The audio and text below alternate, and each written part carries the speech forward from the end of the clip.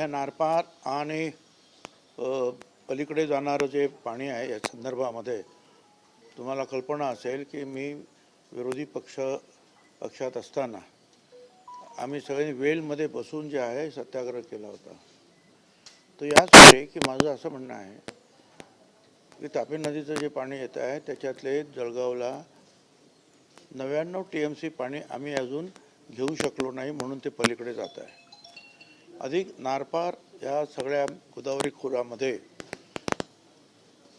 जवळपास 55 TMC पाणी आहे असं माझं स्वतःचं मत आहे, ज्याच्यावर मी अनेक वेळा मीटिंगसुद्धा घेतलेल्या आहेत.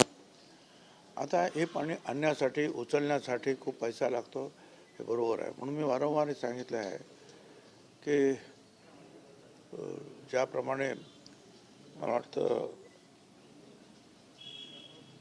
तेलंगणाने आंध्र की तेलंगणाने ते कलमेश्वर तो प्रकल्प जो आहे त्याने 350 हॉर्सपॉवरचे जे आहेत पंप लावले आणि ते पाणी जे 700 मीटरवरती उचलून त्या ठिकाणी काम केलं. ते तेलंगणा. माझं म्हणणं हेच आहे की मराठवाड्याला जर पाणी आपल्याला पूर्णपणे जर ह्या अडचणीतून दूर करायचं असेल तर मी आता जे सांगितलं हे सगळं पाणी जे आहे उचलून आपल्याकडे आणलं पाहिजे आणि ते मराठवाड्याकडे पाठवलं पाहिजे. कारण इतर कुठूनही मराठवाड्याला पाणी मिळण्याची अपेक्षा आशाच नाही ना. पाऊस कुठे पडणार? पाऊस जो पडतो आहे आणि कायदा असा आहे या देशाचा, ज्या राज्याच्या भूमीवर पाऊस पडेल ते पाणी त्या राज्याचं. मग हे जर पाहिलं तर आपल्याकडे फार मोठ्या प्रमाणावर पाणी आपण आणू शकतो. प्रश्न पैशाचा आहे. ठीक आहे, केंद्र सरकारने मदत नाही केली तो त्यांचा भाग वेगळा, परंतु पहिला भाग म्हणून अलीकडेच जे आहेत देवेंद्र फडणवीस आणि मुख्यमंत्री यांनी 10 TMCच्या बाबतीमध्ये जे आहे ठराव मंजूर करून जो आहे आम्ही आमचे पैसे खर्च करू ना. प्रश्न येतो कुठे? त्यांनी मदत केली ठीक आहे, नाही तर आम्ही आमचे पैसे मंजूर करू आणि त्याप्रमाणे आम्ही ते कामाला लागलेलो आहोत. 10 TMC आणखीन पुढे आणखीन काही हळूहळू ते पाणी आम्ही ते उचलणार आहोत. निवडणुका लांबणीवर जात आहे आणि त्यामुळे त्या अगोदर जे वातावरण होतं ते सरकारला योग्य नव्हतं म्हणून लाडकी बहीण योजना आणली. असं काही नाही आहे. असं आहे, तुम्हाला सगळ्यांना कल्पना आहे की ज्या वेळेला मागच्या वेळेला आमची निवडणूक झाल्यानंतर लवकर काही सरकार स्थापन झालं नाही, त्यामुळे राष्ट्रपती राजवटसुद्धा लागली होती. बरोबर आहे. आणि म्हणजे आमची विधानसभा मुळात उशिरा गठीत झाली आणि तिथून मग 5 वर्ष जर मोजायचे झाले तर आम्हाला वेळ आहे. त्या वेळेपर्यंत मग कधी पण निवडणुका होऊ शकतात आणि त्या घ्याव्या लागतील आम्हाला पुढे. कोर्सचं कारण दिलं जात आहे, कोर्स नाहीये. जम्मू आणि हरियाणाच्या निवडणुका होत आहेत आणि तर मला काही कल्पना नाही, पण आमची 5 वर्ष जे आहेत मागच्या वेळेला आमची विधानसभा उशिरा गठीत झालेली आहे.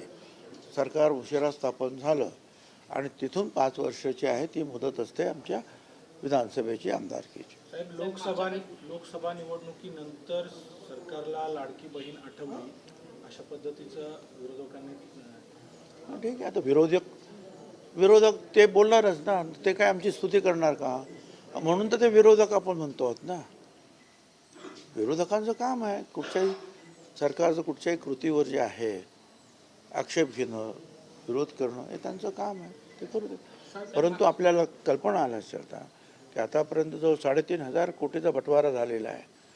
70 लाख लोकांपर्यंत जे भगिनींपर्यंत पैसे पोचलेत. 3 दिवसापूर्वीची माहिती.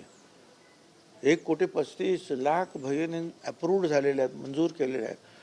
काही भगिनींच्या बाबतीमध्ये जे आहेत हा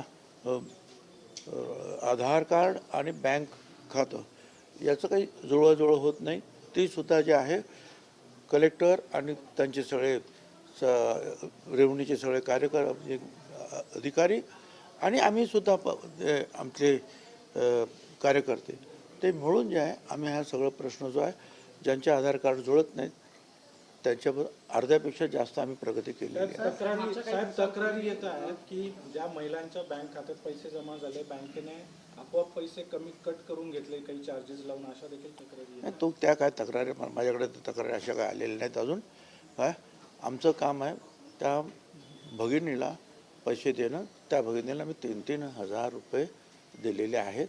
आजसुद्धा फार मोठ्या प्रमाणावर पैसे जे आहेत त्यांच्या खात्यात जातील. साहेब, सुप्रिया सुळे आज नाशिकच्या दौऱ्यावर आहे. दिंडोरीमध्ये त्यांचा एक कार्यक्रम सुरू आहे आणि त्या कार्यक्रमाच्या व्यासपीठावर जो होल्डिंग लावलेला आहे त्याच्यावरती पुन्हा एकदा नरहरी झिरवाळांचा एक भला मोठा फोटो लावण्यात आलेला आहे.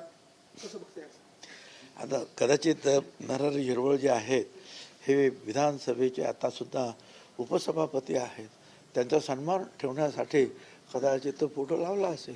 पक्षाचा कार्यक्रम आहे. आज काय एखाद्याचा सन्मान ठेवायचा झाला मग तो पक्षात काय आणि पक्षाच्या बाहेर काय.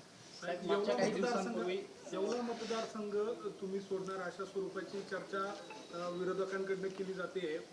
तुम्ही त्या ठिकाणी लढणार आहात का? काही वेगळा निर्णय घेत आहेत का? नेमकं काय स्पष्टीकरण? असं आहे की मी येवला लासलगाव मतदारसंघातच निवडणूक लढवणार आणि परत तिथे फार मोठ्या मताधिक्याने निवडून येणार. त्याच्याबद्दल जे आहे आपण उगीच काही त्रास घेऊ नका, विचार करू नका, चर्चा करू नका. तुमच्या येवला मतदारसंघामध्ये एक गाव आहे. त्या गावामध्ये आता मनोज जरांगे पाटलांचा चौक तयार करण्यात आलेला आहे. त्याचं आता कुठे 4-5 माणसं येतात, कुठे गावामध्ये बोर्ड लावतात, लावू द्या, काय हरकत नाही. जिवंतपणे लावतात, काय हरकत आहे तुमची? संभाजी भिडे यांनी मराठा आरक्षणाबाबत एक वक्तव्य केलेलं आहे. माहित नाही, मी ऐकलं नाही.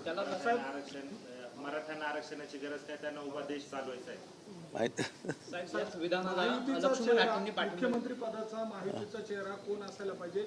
आपण आपल्या प्रदीर्घ अनुभवावरनं कोण आपला चेहरा असेल असं आपल्याला वाटतं? कशाचा चेहरा? महायुतीचा मुख्यमंत्री पदाचा चेहरा. मला तर याच्यात तर कोण दिसत नाही. चला, धन्यवाद. अरे काय तुम्ही कसले प्रश्न. नाशिक मुंबई महामार्गावर गेल्या 2 दिवसांपासून पुन्हा जाम आहे. 20-20 किलोमीटरच्या रांगा लागल्या. NHAला आपण वेळोवेळी सूचना दिलेल्या आहे, मात्र अद्यापही ती कोंडी फुटत नाही. 20 किलोमीटरच्या दोन्ही बाजूने रांगा आहेत. हे खरं आहे, अजूनही जे आहेत रांगा लागत आहेत, परंतु थोडंसं एक 20-25% का फरक मला जाणवत आहे. कारण अनेक ठिकाणी जे आहे लेफ्ट राईट होतं, ते काही लेफ्ट राईट जे चालत होतं ते त्यांनी कमी करण्याचा प्रयत्न केलेला आहे आणि काम सुरू आहे. पण मला असं वाटतं की त्या कामाला आणखीन स्पीड येण्याची आवश्यकता आहे. स्वतः मुख्यमंत्रीसुद्धा आता तिथे खाली उतरून त्यांनी त्या सगळ्याची पाहणी केलेली आहे आणि त्यामुळे थोडा उशीर लागतो आहे, पण होईल. पण हे जे आहे केवळ हा नाशिकसाठी प्रश्न नाही आहे, तर पार दिल्लीपर्यंत जी काही वाहतूक जी आहे ह्या रस्त्याने होत असते.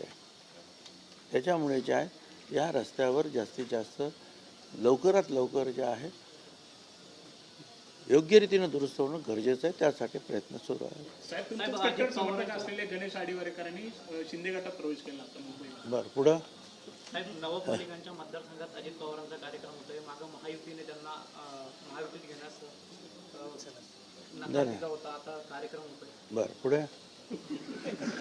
काय प्रश्न तुमचे. चला.